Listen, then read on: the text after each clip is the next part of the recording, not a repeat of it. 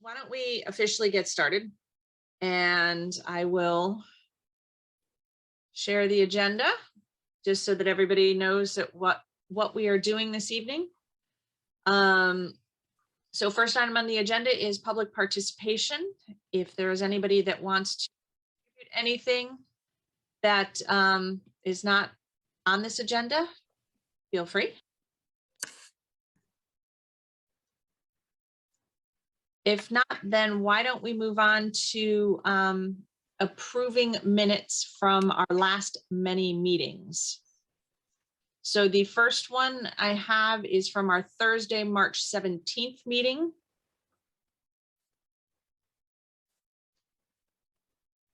Which was a regular Board of Finance meeting.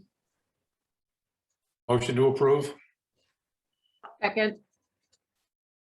Any other comments or edits? Kristen Gorley's name is spelled incorrectly for the attendance. Needs to be an E, not an I. Yeah, thank So you. I've never done this before. Can I just fix it? Well, Go ahead, Jill.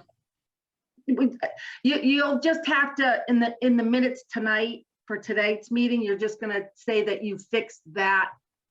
You're fixing it for that meeting so that you're just gonna show it as fixed in tonight's minutes.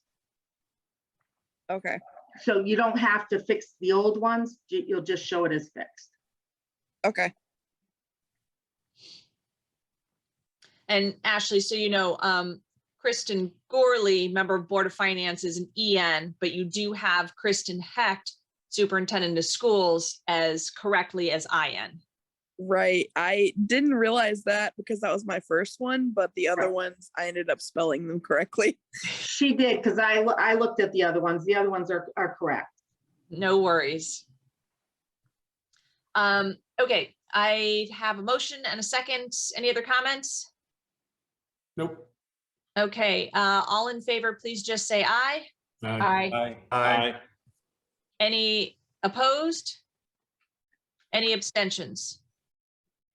Very good. Next one, March 22nd meeting. Oh, it needs to get changed there too. Yeah, the same line, you do need a comma, you know, between Alex Rivera and Ross Lally.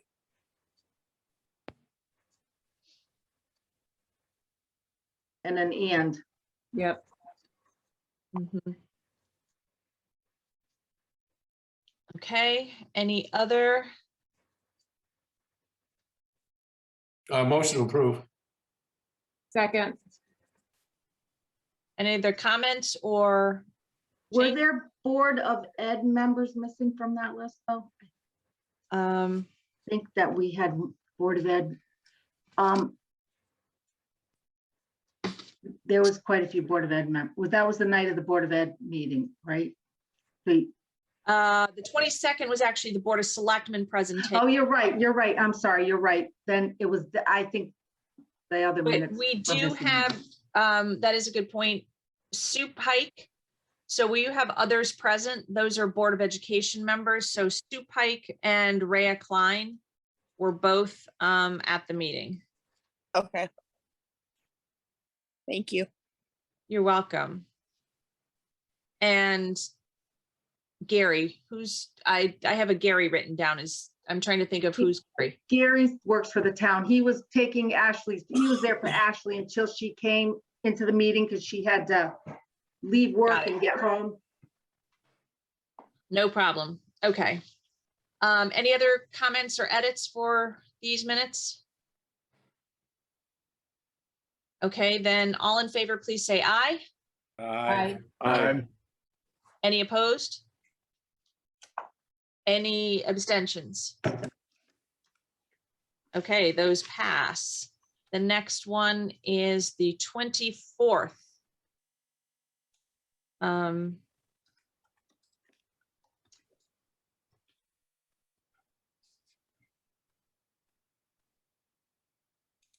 Motion to approve. Second. Any further comments or questions? Then all in favor, please say aye. Aye. Aye. Any opposed? Any abstentions? Very good. Moving right along. The 29th.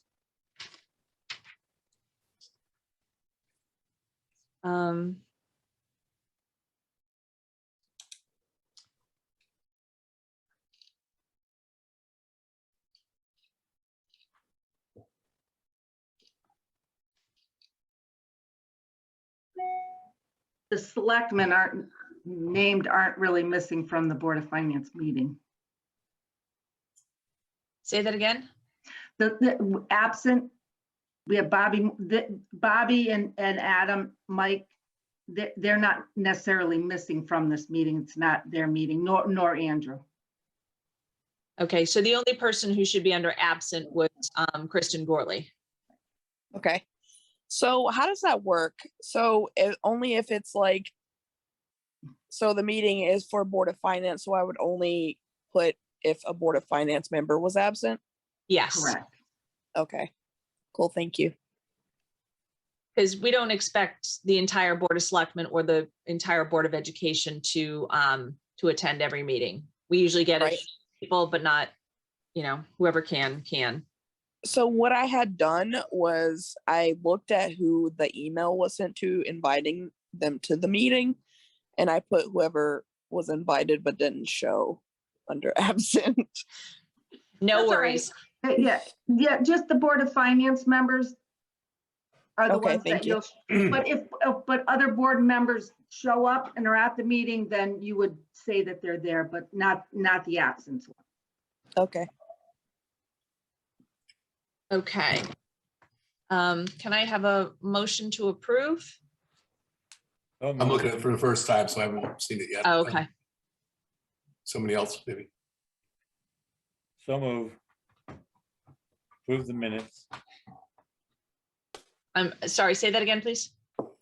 I move to approve the minutes. Okay, thank you, Charlie. Yep. Second. That was second, Bob Monroe. Thank you. Any other comments? Hearing none. If you are in favor, please say aye. Aye. Aye. Any opposed? Any I abstentions? abstain. Oh, Kristen Gorley abstains. Yeah, since I wasn't there. Good idea. Any opposed? Okay. March 31st. Again, you can take out all those absent. Sue Pike, there are others present. Sue Pike is actually part of the Board of Education. Okay. She's a member of the Board of Education.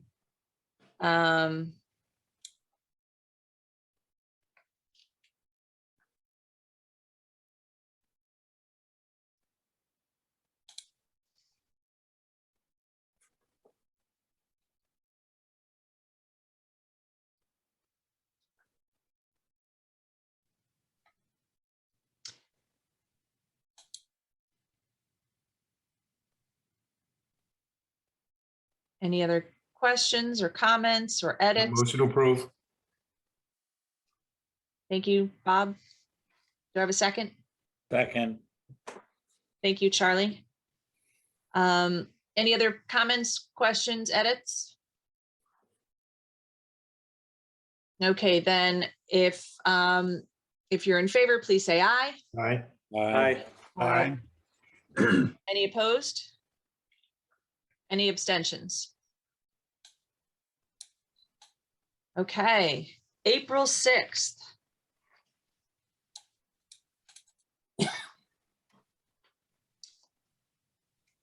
So for that night, absent, the only one you need is Mather Clark. Okay.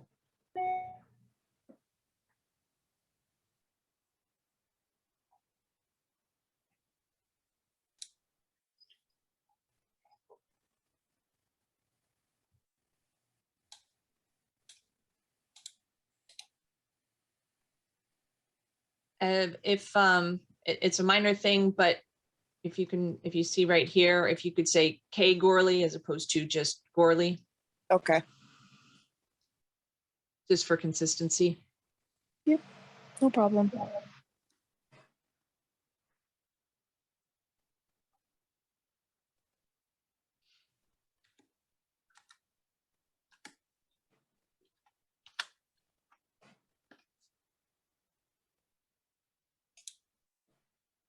Okay.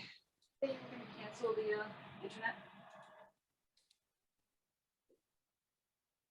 Any other questions, comments, or can I have a motion to approve?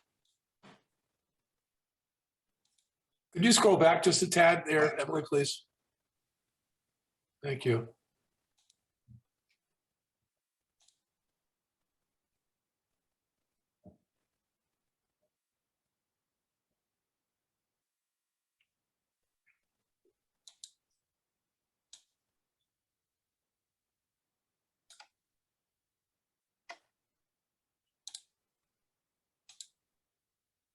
Okay, motion to approve.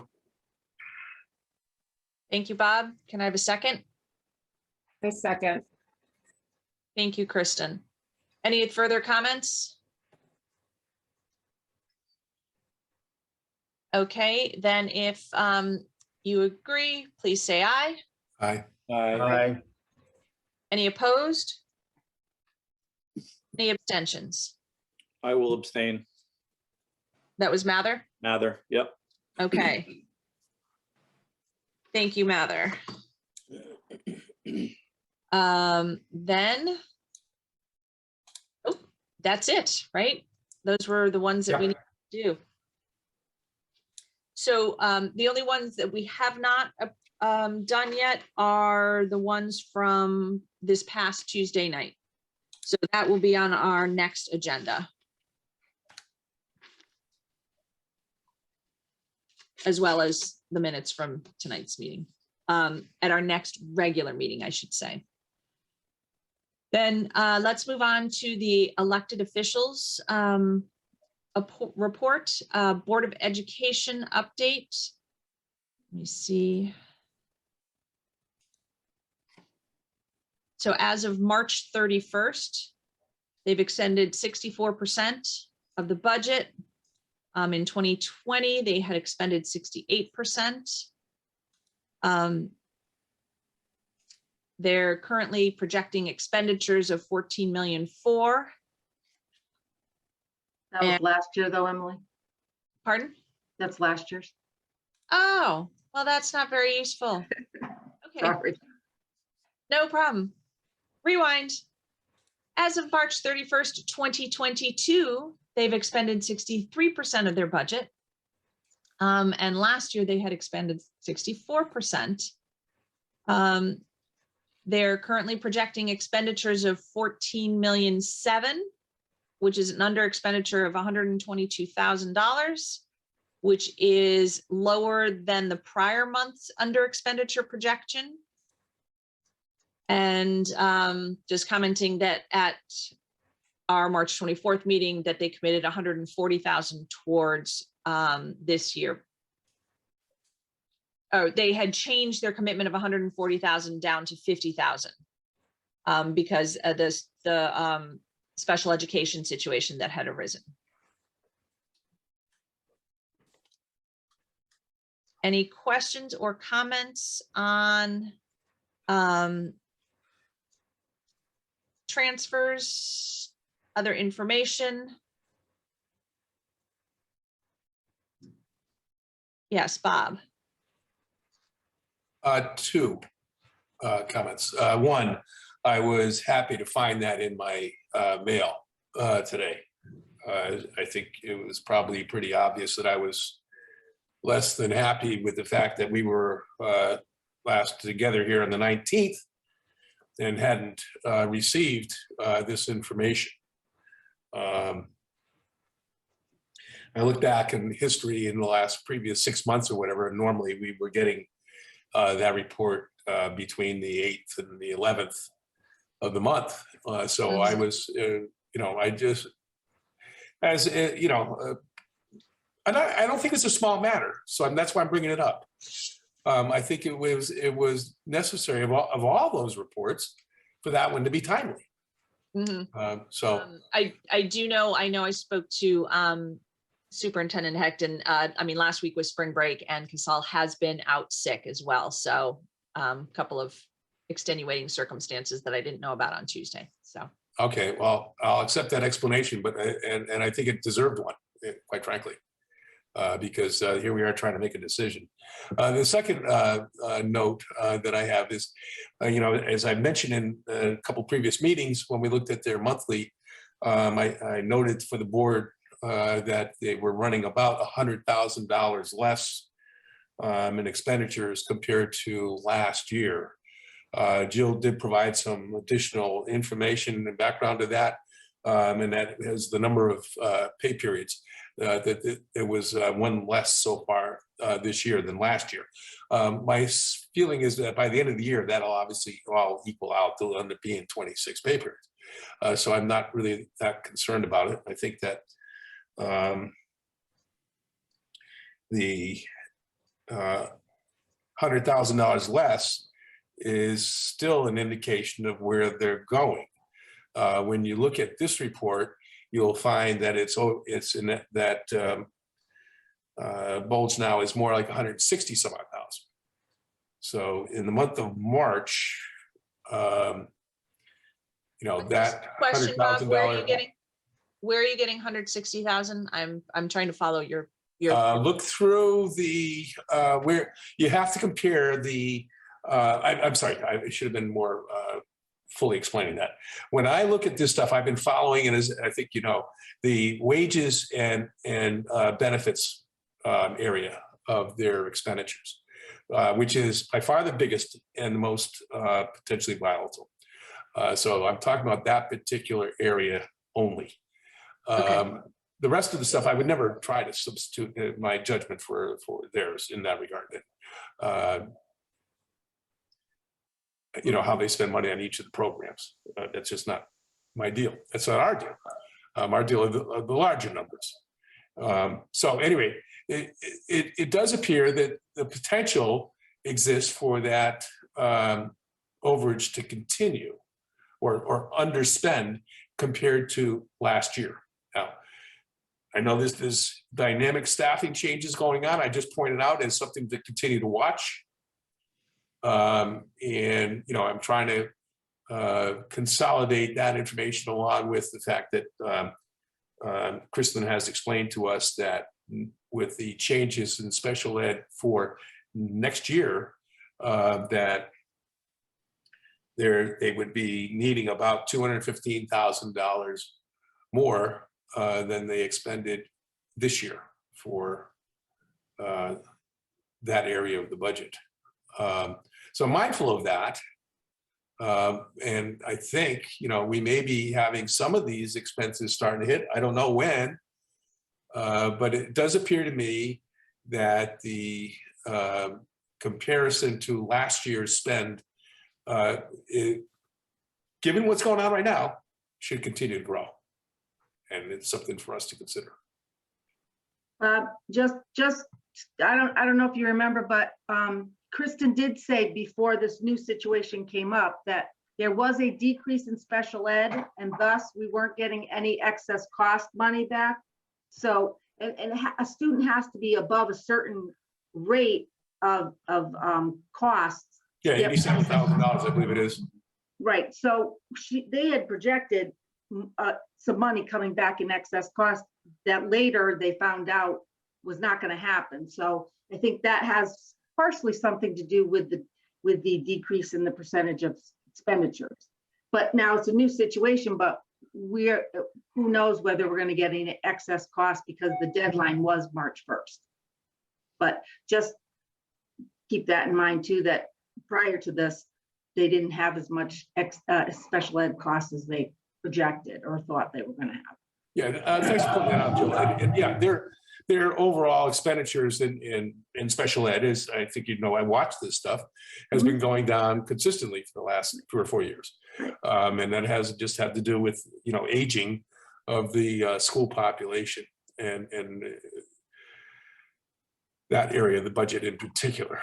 So now we're going into a new cycle of it. But anyway, I'm just saying, when you compare to last year's, in this combined area of wages and benefits, the under expenditure continues to move up. Okay, thank you, Bob. Any other questions or comments on, Yeah, why don't you go to that part, Emily, so everybody can see what I'm talking about.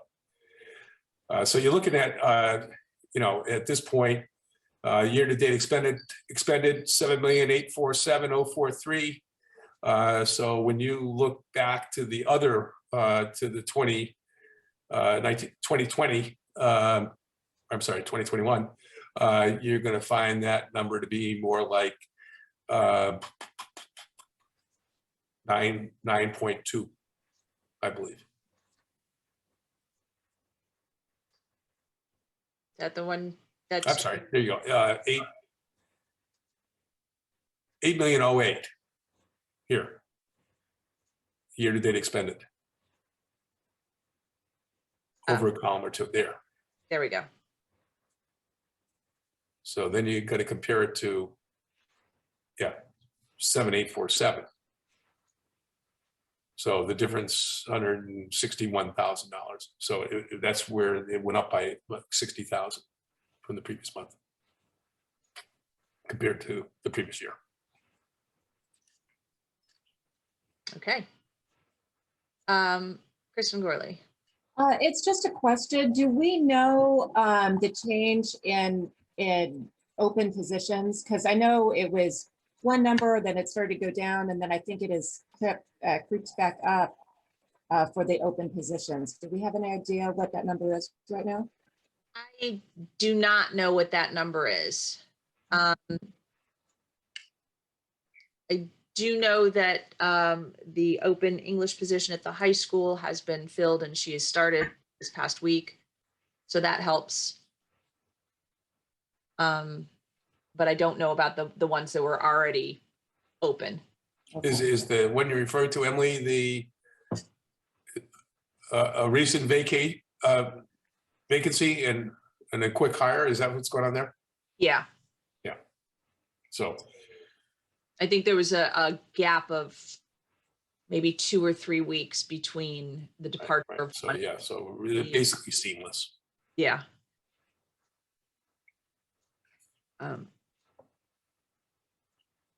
So something I can find out.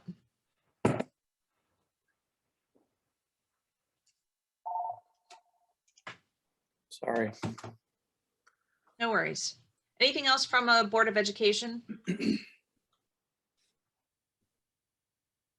Not, then I will move to the town tax revenues.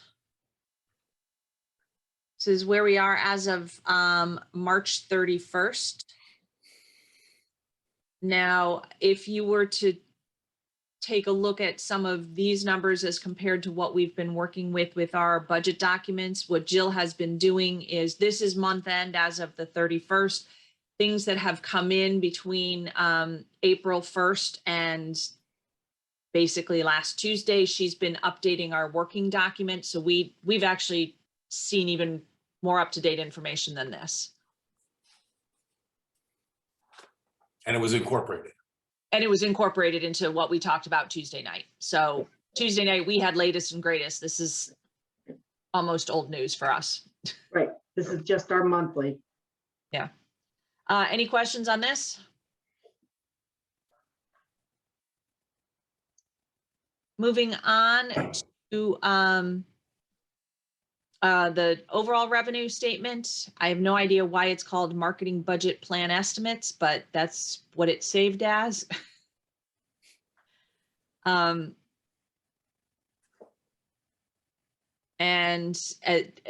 similarly to the revenues on the last report, anything that we have found sort of over and above in the past 2.5, 3 weeks, we've already known about and was incorporated in our conversation Tuesday night. And anything that we didn't think we were going to get, we've already talked about.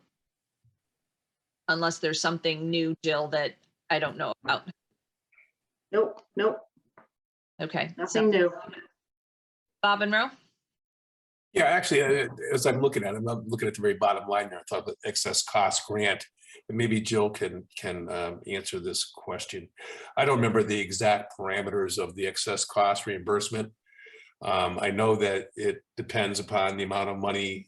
I'm sorry. Then there's a second tranche of whatever money that once they get to the point they've expended everything, then they total up and whatever's left they divide that up too. But what is exactly the ratio there? Jill, I seem to recall like 87,600 is the threshold.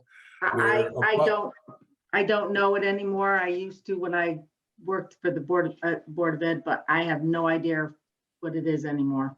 And okay, well, above that, forget the threshold number itself. Once you've achieved the threshold, do you recall the percentage reimbursement? I believe it's 60% of the excess cost comes from the state, and we continue to absorb 40%.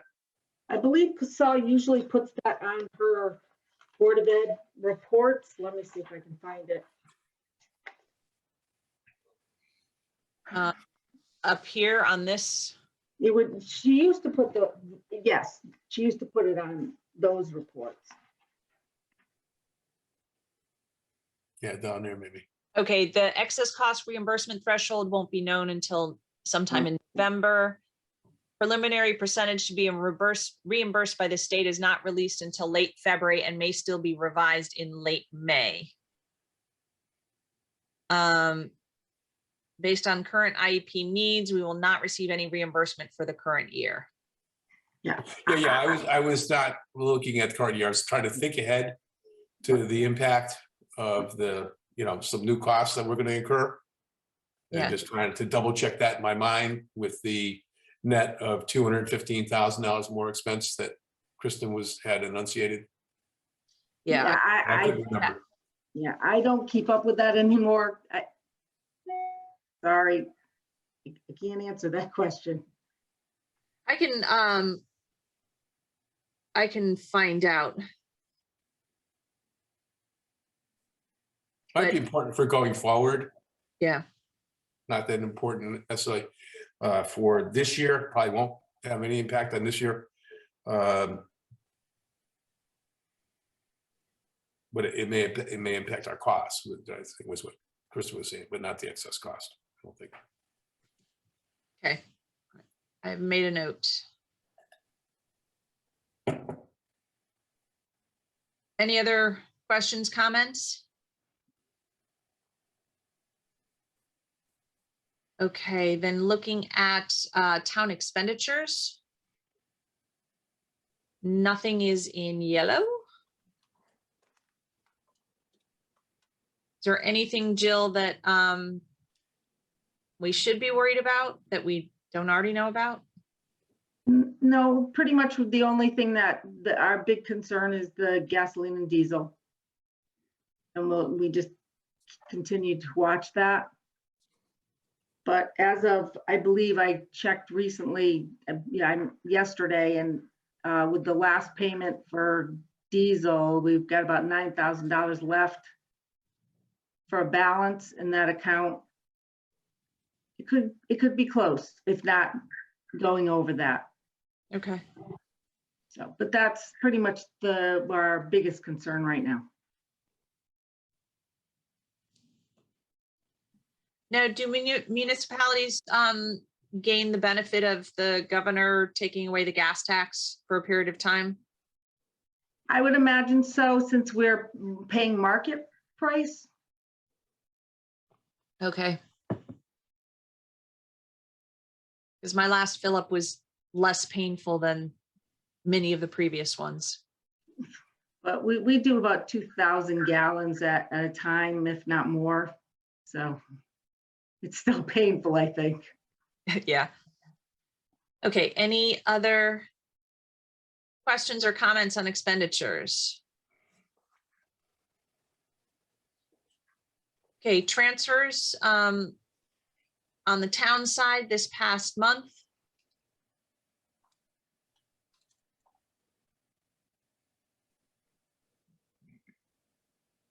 Any questions on transfers? I got a quick question. The shared services, is that something we're gonna have to expect to continue to transfer money to for refuse? I'm watching it. Unfortunately, I don't know. Josh created that budget and I don't know what it contained, and there wasn't enough for the recycling. We do a shared service of recycling and, oh, wait a minute, no, that one, shared refuge. Oh, no, there was a shortfall for that because we paid, I believe it's because we paid, trying to remember now. We paid at one of the payments that we normally do, we should have done last year was done this year because Wyndham forgot to bill us last year for the last payment. So with Sandy's permission, I paid it and told them that if it happens again, they're not going to get paid. So that was part of the problem with the shared service. The other was that it was just not budgeted enough in that. So I believe we're okay in that area right now through the end of the year. We should be fine. Okay, it's a small amount, but I was just curious if, Right, month over right. month, if that was, gonna be continuing. Okay, No, I think we should be fine there. I made sure when I did that, that it was enough to cover the rest of whatever happens for the end of the year. I guess I got carried away with my Cs too, because services is, Service, yeah. yeah. I guess one question is if this year that line was maybe a little short, yes, there was an additional payment. Are we okay for next budget season? Yes, Jim and I, again, did zero base and we looked at everything. We didn't even take into consideration what was budgeted last year because I don't know a lot of the reason why budgets were budgeted. I wasn't asked for a lot of those. So Jim and I went through lines and for what we know. Okay, So it should not be a problem. okay. Any other questions for transfers?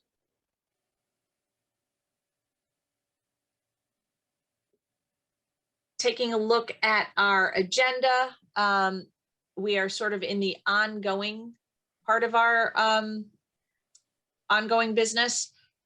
Jill and I have kept this part in. This is pretty much what we've been talking about over and over. We decided just to keep it on there because we're so used to it.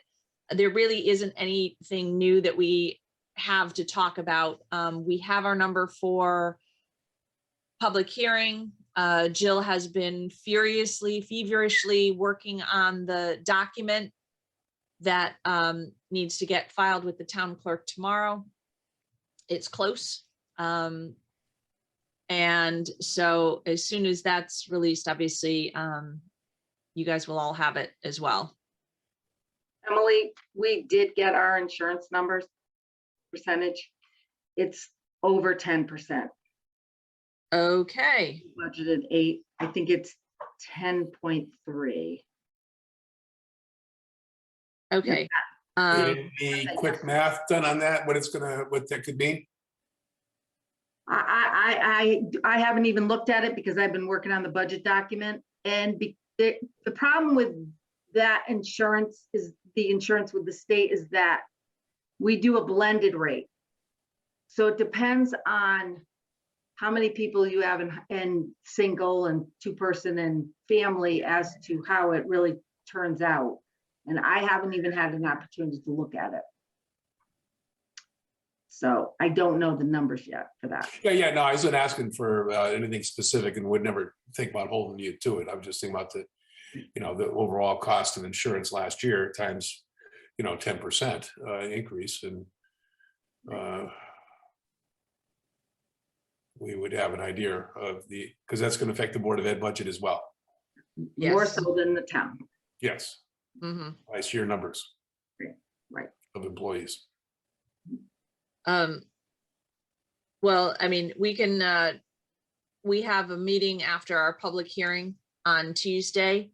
And hopefully we can have a sense of what the delta is between what was budgeted and what will probably be in, an actual for next year based on the increase of about 2.3%, went from 8% to 10.3.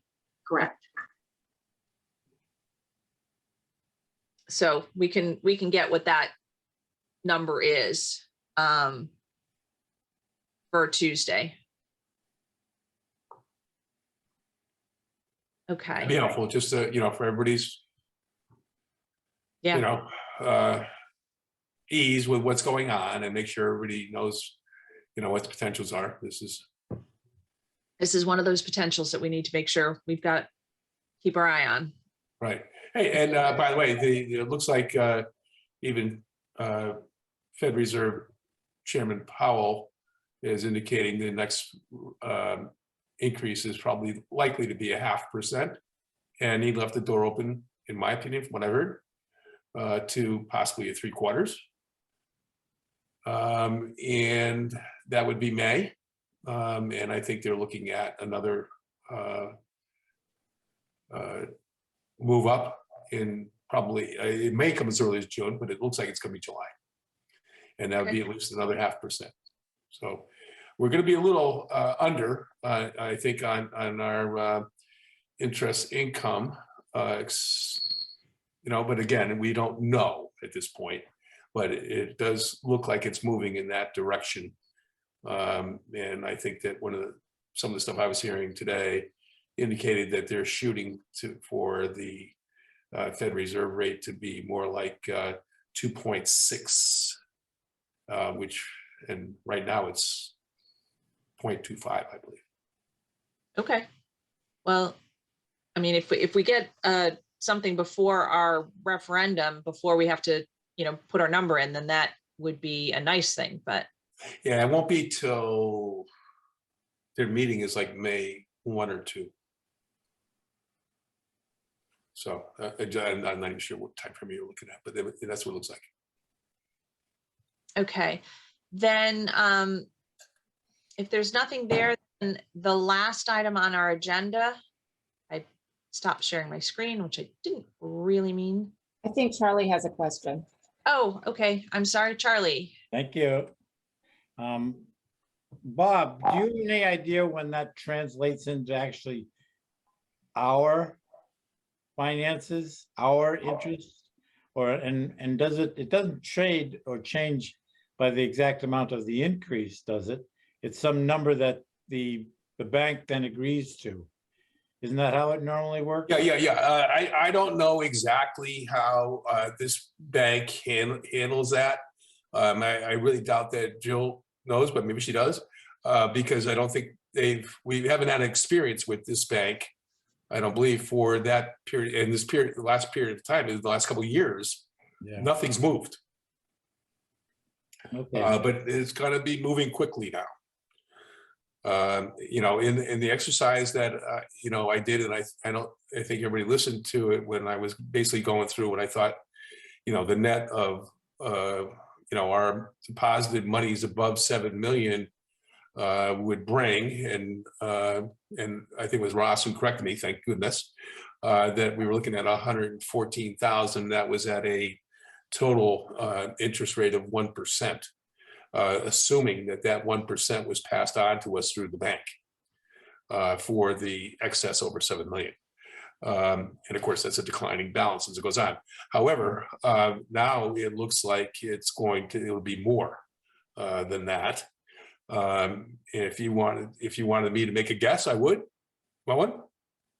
Sure, put a guess there. I'm going to go with. I was saying in the last meeting, 0.5% that would be effective in May and 0.5% effective in July. I think that will include probably 0.5% and then 0.75%, which then would actually get us to 1.5% cumulative or net. And if that's all passed on to us through the bank on that balance, that would serve to increase what we've allocated for interest at 55,000 would would increase it by 50%. So another 27 or 28,000. But as the year goes on, those increases are going to continue, in my opinion. Whether they'll continue at that level of a half or 3/4, I don't know. And I really don't have a feeling for it at this time. But I think that the inflation numbers that we're going to see this coming month are going to also be. Well, Thank you. Bob. So I think we'll, you know, we're going to have some problems there. You know, you indicated, and Jill did, the difference between 8 and 10.3% on insurance. You know, we've got a budget that's fairly close here. Without really, I haven't been able to verify the reimbursement rate on the excess cost, and you know, but we're gonna try to do that right now. yeah. So we can keep a thumb on this whole thing. However, I think we are going to be building up a bulge or margin of error, I guess would be a good word or words for other potential increased costs during the year.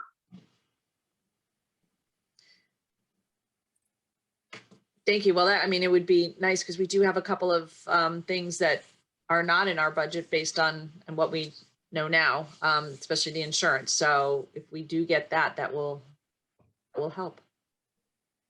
Any other comments there? Otherwise, I want to move on to the new business. Just one question, Charlie, did it make any sense? Yes, exactly. Answered my question completely. Thank you. Okay, thanks. Okay, so the last item on our agenda is new business. Back in 2016, the Board of Finance adopted a attendance at meetings via electronic communications policy that at the time we always met in person. So we had a couple of situations where board members were traveling for their jobs and they dialed in to our meetings. Obviously with COVID, we haven't had to worry about this policy because everybody's virtual. So the governor is saying that a hybrid is still acceptable for a period of time. We don't have an end date yet on when that period of time is. It could either possible. That wasn't set in stone. It was possible. Oh, okay. It would be hybrid. Possible be hybrid. So if it continues to be possible of hybrid, it might go through the end of the year. It might last into 2023. However, before it expires that we can meet 100% virtual, I wanted to make sure that we have revisited our policy and potentially adjusted it. Has everybody had a chance? I know this came out in the packet, but I don't know if everybody had a chance to take a look at the policy. There are a couple things that I thought specifically we should talk about and potentially revise. So I'm going to give everybody a minute to read through it if you hadn't had the chance. Or I can go to the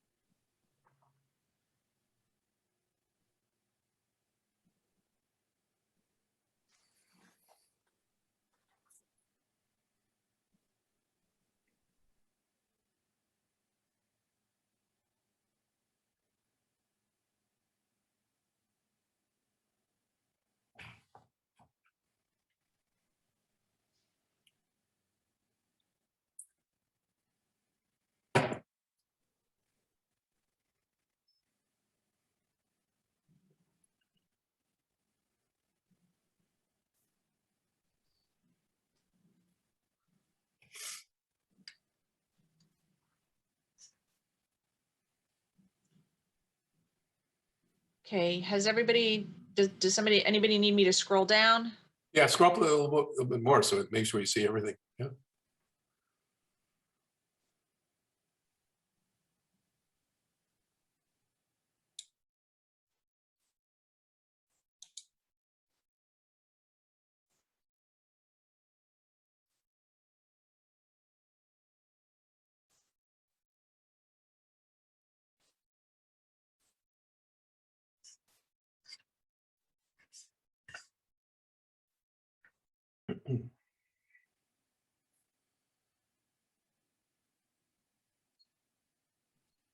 Good here. Did I read that correctly about the quorum? Yeah, that's the point. Yep, you And did. is that what you're looking to change? It to- It is one of, it is one of the things that I think we should discuss, yes. Yeah, I- I was Yeah, gonna agree that the quorum piece should be looked at. And there's also a point too, if you, is where it says board, part C, board members participating electronically may cast votes. However, if a board member electronically joins the meeting after an item of business has been opened, they can't vote on that item. They can't vote until the next, item that they're present for the whole thing. I don't think that's unique to electronic attendance. If I were to walk into a meeting physically late, I don't think I should vote on an item that's in the middle of discussion. So I would say that C item there should apply to both physical and electronic, attendance. I would agree. What I did is I went through and did a little bit of highlighting on things that I thought might warrant some discussion. So I just highlighted the quorum. Let me highlight this as well, because that's something that Ross just brought up.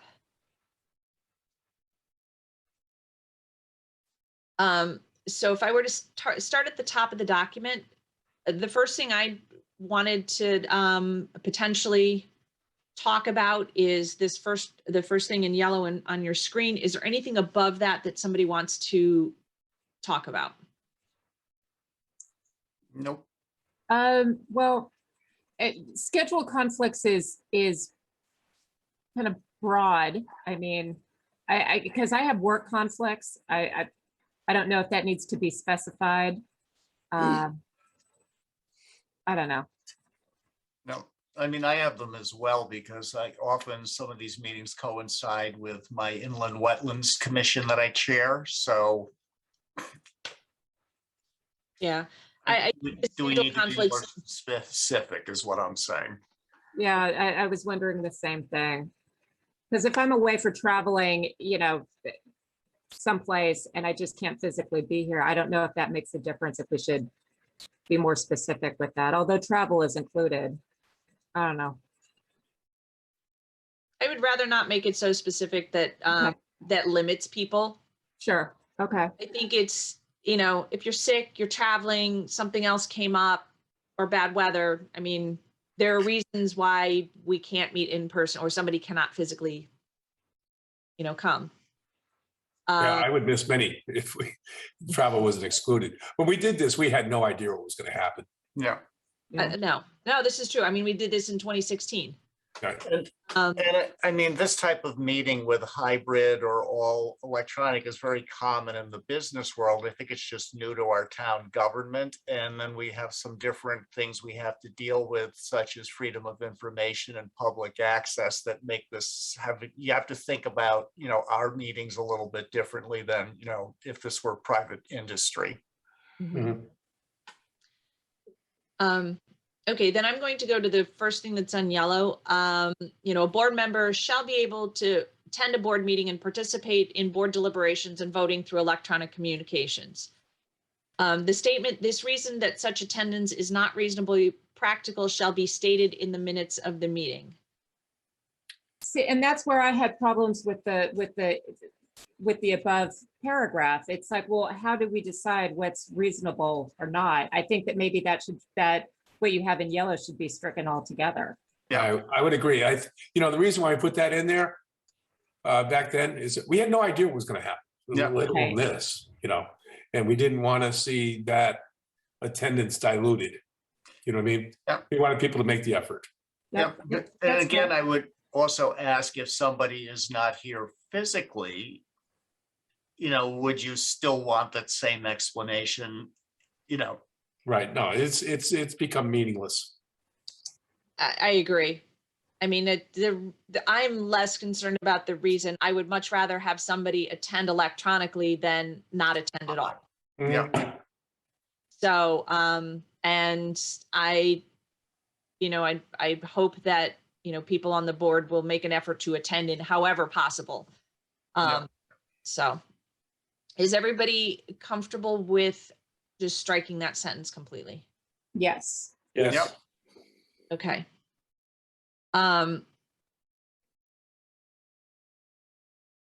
So the next item that I have was the statement about the quorum.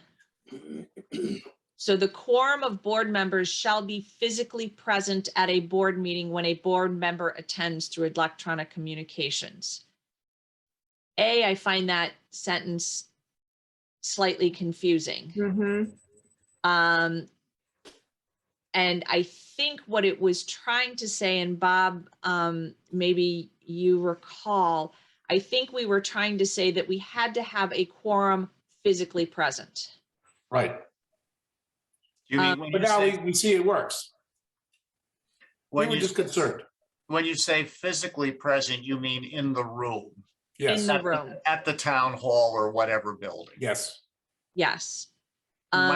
I was going to say, my recommendation based on what the rest of this says would be to remove that line. Mhm. Because everywhere else we're treating people's attendance physically or electronically the same way.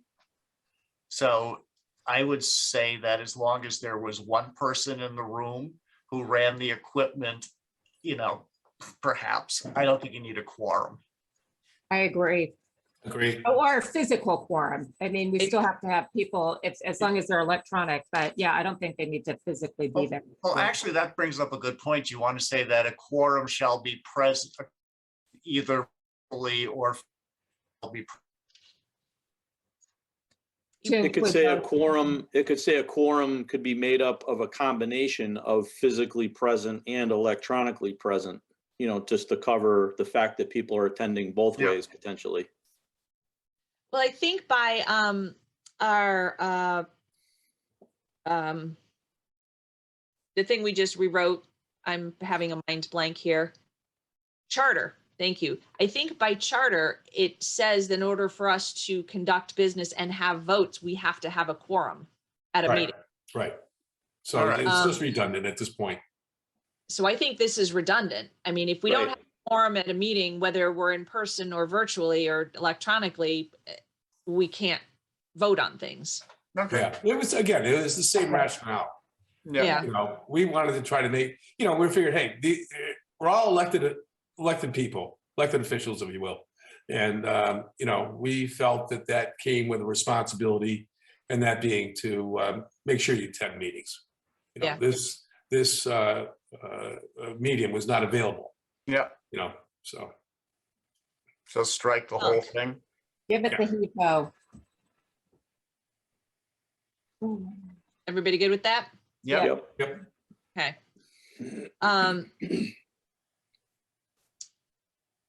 Then the next thing was number B, participate in the entire board meeting.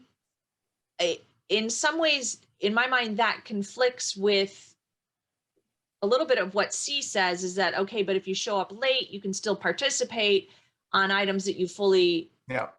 talked in, but you have to be at the full entire board meeting. Well, then it also makes a interesting thing because let's say that I attend and we go through things and I vote on item 1 and item 2. Item 3 comes up. I have an emergency call, or I have a heart attack, or get sick, or have to leave, or whatever. God forbid. Does that then say that I wasn't there for the full meeting? So does my vote earlier then get discounted just because of the way this says I have to participate for the whole meeting? I think for Ross Lally, it should be if you are getting a haircut, that would be acceptable. I mean, I'd have to get some hair first, but we can talk about that offline as long as it's a caucus and not a ex parte meeting. I'm sorry. In It's that one seems extraneous to me. Yeah, I Yeah. think it's better just to go, because it just seems like it would beg some other questions. Right, and Mhm. it could, you know, if something like that happened, like you were just, you know, the example you just provided, Ross, you could lose a quorum too, and then you wouldn't be able to even Yeah. have a And that could formal happen debate. whether with people physically present or not. Right, Mhm. And we've also had situations the opposite where, you know, somebody said, hey, I'm going to be late. And we've already known that. And, you know, so what? Are they just supposed to be discouraged to attend, period? That's, yeah, I think it just needs to go. Okay. And then the item C, board members participating electronically may cast votes. However, if a board member electronically joins the meeting after an item of business has been opened, the remotely located member shall not participate nor cast any vote until the next item of business is opened. I think to Ross's point, whether you're in person or electronically, if you come in the middle of it, makes sense that you don't vote on that particular item because you haven't been party to the entire conversation. great. I'd agree. So, So do you strike the whole thing or just the yellow? Actually, it's probably good to say that, you know, if you're participating electronically, you may cast votes Yeah, and leave it. and then strike the rest, you think? Mhm. so the rest of this is implied just by our standing board Mhm. policy. Yeah. Yeah.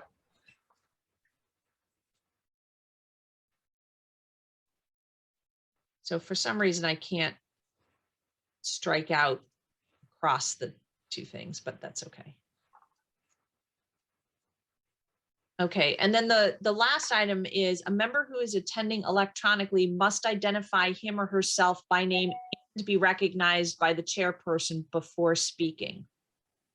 And I know, I think the thing that sort of struck me on this is at the beginning of the meeting, if we have people who are on the phone, I always ask who to identify just so that we know who's in there, especially for our board clerk's sanity, because she's the one who has to sort of attend that. I guess the piece that I'm having a question about is recognized by the chairperson before speaking. So before any one of you speaks, I have to say, go ahead kind of thing. If we that just seems a little extraneous. You know what? I found that this is something, you know, in my church, we started doing some of our businesses, you know, our business like this remotely.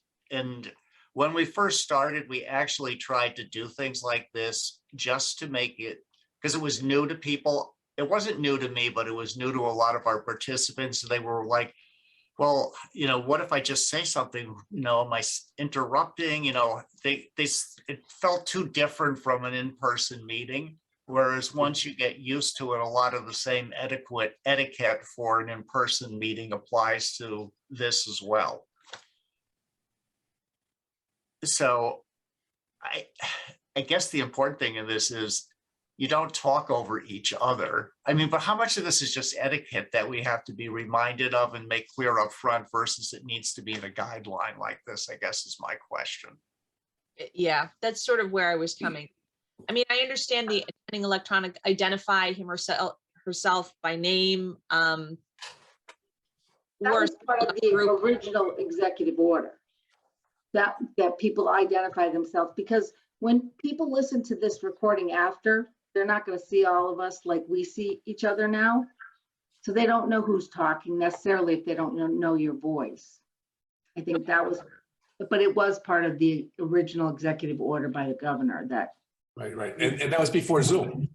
Yeah.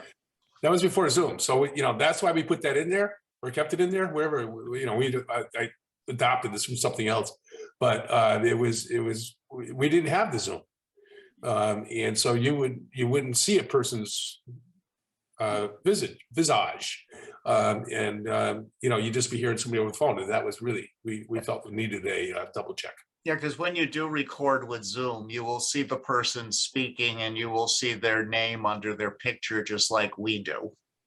but not when you listen to it later, because there's no recording, physical recording like we see now. You're only It's listening. just audio. Right. Okay. Oh, we only do audio here? Right. We don't do visual as well? No, no. Is there a are you- reason? Wait, I don't know. Because when Actually, I've done the, Jill? I'm just Sorry. curious. I don't know. That's not my department. I don't have anything to do with the Now, recording. that would be interesting because whenever I've done Zoom recordings, when I do them, it just records the video as well. So I don't know if we have a storage limitation and they're just doing audio. No. Will say that I know I have seen us on TV. So I do know that the video is being captured. The CBC has played it back. That's different than the town, what the town puts online for these Okay. meetings. So, So I guess that would change it because if it is an audio only recording, then. Well, then again, you know what? I'm just thinking of all the other meetings that I've done in the past. You know, we always record like inland wetlands before we did Zoom. We had a audio recording that was kept and we had the minutes. I don't think we published the audio recording so much as having it for legal purposes and for the secretary to go back and double check notes. All the Zoom meetings for the town had to be recorded and has Yeah. to be available online. so I guess the question to this group is, do we need this last yellow sentence? Which I guess is now gray because I've highlighted it. Do we need that? Should we leave it in? Should we modify it? I think it should be modified because I'm thinking electronically, we keep talking about Zoom, but what if we get into a situation where somebody has to call in? You know, I mean, I think whoever calls in just using the phone, they should identify themselves. And I think that should be stated. Yeah, so, yeah, you know, the way, that's good, Kristen. Yeah, and the way to do that, we just add a parenthetical in here somewhere saying if not attending by Zoom or something like that. Do we really have to go that? Robert's Rules of Order, I think, states that you're supposed to identify yourself by name Anyhow, and then be recognized by the chairperson before speaking. So in this particular case, can we leave it and just say a member or the attending people, period, must identify themselves by name and just be recognized as Robert's Rule of Order? But doesn't that mean that like the way we've conducted our whole meeting tonight, none of us have identified ourselves after, you know, before we've spoken? oh yeah, we've been in violation of this policy for a while. Evidently. Yeah, and I just went back. Relax. We didn't do roll call votes tonight either, so according to this guideline. So. Well, I mean, I was gonna say, I always do roll call votes for the important things. For minutes, Yes. yes, I should have done roll call votes for the minutes as well. But I No. don't think it's necessary either, though. I think in the generally accepted practice, we should be able to just simplify that so that it doesn't specifically say attending electronically. Just, or eliminate the whole thing, I suppose, because Robert's Rule of Order says that just when you attend a meeting, you should be, it's common practice, so. yeah, I just went back and listened while we were chatting. I went and downloaded a couple of meetings and listened to them, and they were all audio. There is no video. Right. hi, So, my name is Ashley Johnson. And I would like to say that I get a video of you guys and I can see your faces. Now, but not I'm later. sorry. When you go to listen later, you will not have that. You will only have the audio with just voices. What do you mean listen later? Like whenever So after if I you go leave back- the If you, yes, leave this meeting and you go back and listen to the meeting that we had on Tuesday, you will only hear our voices. You will not see us. go to the No, I'm Board of- saying not online, but like when I'm doing minutes, I am like they send me an email with a video of the But not meeting. everybody gets that. We don't, not everyone gets that. When we go online, we only see the audio, no voices. What you get from Gary or Kathy is not the same as what is given to the public. Yeah, because when you go out to the town website, which is what I did, and you go to Board of Finance or Board of Selectmen and you click on minutes for a particular meeting, it will show the agenda printed, the minutes printed, and then there's an audio recording only.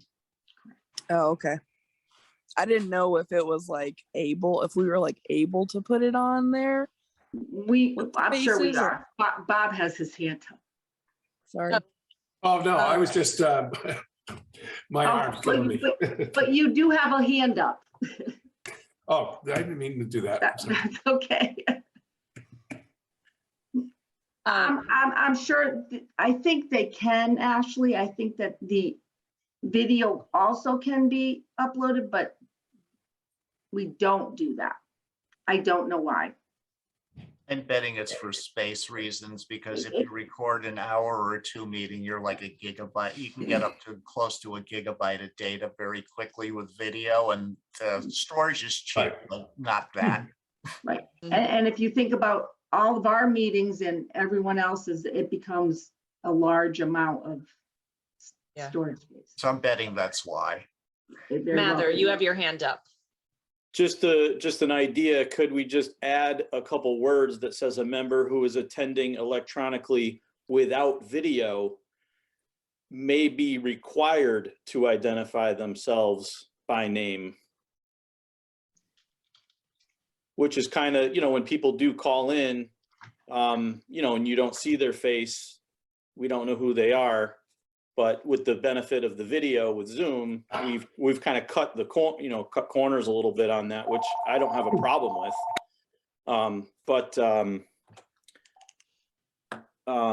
The confusion arises when there is no video and you can't see the person. So we have in the past in these meetings asked like, oh, by the way, who is this?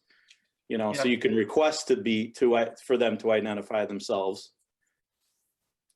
Just to kind of cover all bases.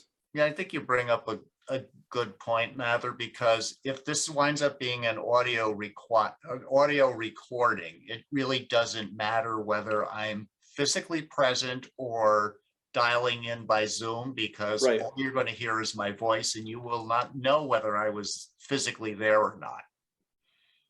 Right. True.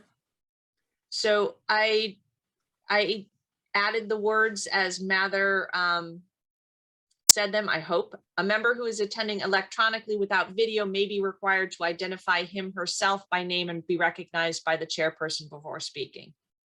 But I like the idea, except for the fact that you wind up in with an audio only recording, you wind up in this situation regardless of whether someone's physically there or not.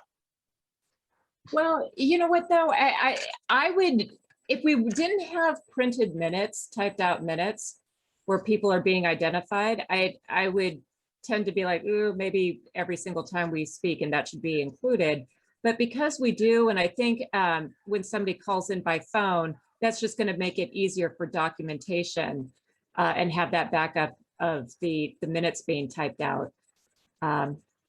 So I think this would be fine, in my opinion. And never mind the minutes and the recording of it, but just for the conduct of the meeting too, during the meeting, this would be helpful. Yeah. Mm-hmm. To be able to request that somebody identify themselves that's on the phone. Just to be aware, just to be aware of the rules, I guess. Okay, so Mather, you mean specifically that Ross calls in by phone and all you see is my phone number and we want to know who I am. Right, Okay. correct. Yeah, then I agree with the wording. Mm-hmm. Because up to this point, we've all become comfortable with not having to state our name every time we speak. But like I said, to me, it's not a problem because I know whose voice is who and, and so on. But, if I didn't see your face and I just saw your phone number, I don't know your phone number. So I'd be like, might take me a minute to say, who is this, or at least in the beginning of the meeting. True. So are we coming to being? And one more thing, is this only, does this only pertain to members? What about public calling in? And, well, they're not allowed to speak in this meeting, are they? Only in the beginning when there's comments. So typically public participation, we have had non-board members speaking, so Board of Education, Board of Selectmen, those people are, not necessarily members of the Board of Finance, and we invite them to speak, on particular topics. So we do recognize them, and we don't necessarily say this is so-and-so or this is so-and-so, but because they are Board of Selectmen. But when we do have members of the public, like for the public hearing and the rare occasion when we do get an attendee, we always ask, please state your name and address for the record. Right. And have them comment. And we've had a couple people during the meeting raise their hand, and if it's appropriate, we'll have them contribute. If not, then we don't. So does this stay then a member, or does it change to anyone who is attending electronically, anyone, member or not? Who is That's what I'm getting at. Yeah. Okay. The comments in the beginning are only for things that are not on the agenda. Other people can talk when you're talking about agenda items. So that's, the comments at the beginning are only for non-agenda items.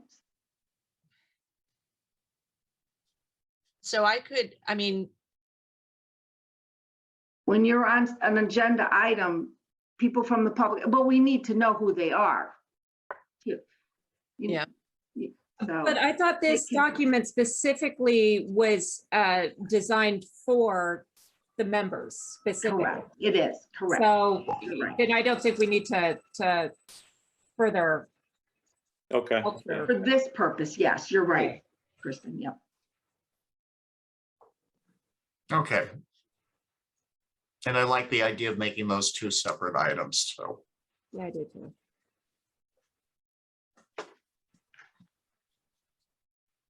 Okay.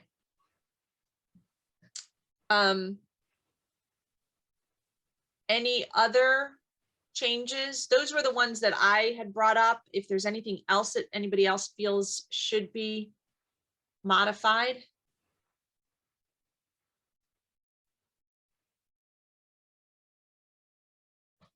So if you'd like, next meeting, probably after the public hearing, we can just, if you want, we'll just clean it up and then present it after the public hearing and approve it, if everybody feels comfortable with that. Yes, Yeah. Okay. yeah. Okay, so Jill, you have my edits. We can clean that up. So we'll add that to our agenda for Tuesday after the public hearing. Correct. Okay. Is just one quick thing, is C and D kind of the same thing?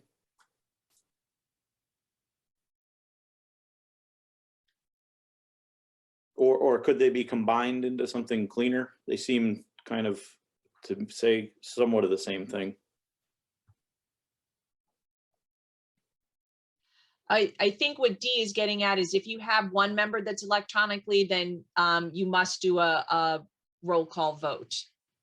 If everybody is in, Okay, you may not need to do a roll call vote. yep, okay. So, question, is the purpose of the roll call vote for the public only, or is it to help our, whoever is our clerk for the evening, or both? I think it's for both. Because the minutes should record if, the minutes don't record individuals' votes, they just record the total one way or another, correct? Yeah, correct. So I think from a meeting management perspective, by doing roll call, then I can make sure that I've accounted for everybody's vote. and not lost something, Yeah. to a bad connection or whatever. So, Yeah, it's one of those things, I don't care, I'm accountable to my constituents anyway, so they need to know how I voted, whether they like what I voted for or not, so doesn't bother me that we do it by roll call. To Bob Monroe's point earlier, this was all done before COVID and we were not meeting. Yeah, I mean, all this, there was no recording of audio. So it was all in minutes. So this is why Emily and I talked about it and decided we needed to bring it up before the executive order ended, because we never did audio before COVID. So we definitely needed to look at this. Yeah. I mean, this is all work in progress too, because there's nothing that says we can't just try it this way, see what happens, and you change it again. Yeah. Right, it's your policy, yes. But it was in place, so we had to change it Yeah. based on the things that have happened. okay, then my suggestion is at our next meeting, we will look at the revised version of this, and assuming we all agree with it, we'll adopt it. If not, we'll, tweak it and go from there. The executive orders end at the end of April, correct? The existing executive orders? Yes, So we just need to make sure that we have what we think we want in place before the end of April. and you can change it again if you approve it at the next meeting. If we need to change it again, we can do that. Yeah. Yeah, we just need to have it in place. Okay, And You don't want to be stuck with things that are not really workable for our situation. And just a reminder, I may not be here or I may be late for the public hearing. next meeting because of a conflict with inland wetlands. So just so you know, there's going to be one link for those of you who want to join electronically. There'll be one link, not one for the public hearing and one for the meeting after. It'll be just one. So Okay. you would stay on or go on to that one link if you left and then came back. It would be all the same link. Okay. Makes We it will easier. most likely take a short break between the two, depending on how long it goes. But like I had mentioned, I plan on being at town hall. And I guess I can stop sharing so I can see everybody. I plan on being at town hall, and for those who would like to join me, that's fine. For those who are going to Zoom in, that's fine. You will be on the big screen. I guess I've gone over the calendar of dates enough that I think everybody sort of knows what's coming. So that brings me to the end of our agenda. Does anybody have, did I miss anything? Ashley has a question. Yes, Ashley? Do you need me to do minutes on the public hearing? Yes, please. Yes. Okay. we need And then the both. meeting after as well, right? And the meeting afterwards, yes. Okay, And cool. and you don't have to be there present. Okay. You can thank Zoom you. in. Yes. Any other questions, comments? Okay. Then I hope everybody has a great evening, great weekend. Charlie, I hope you and Diane stay healthy or get healthy. Working at it. We will see you on Tuesday. Great. Good night, everybody. Good night. All.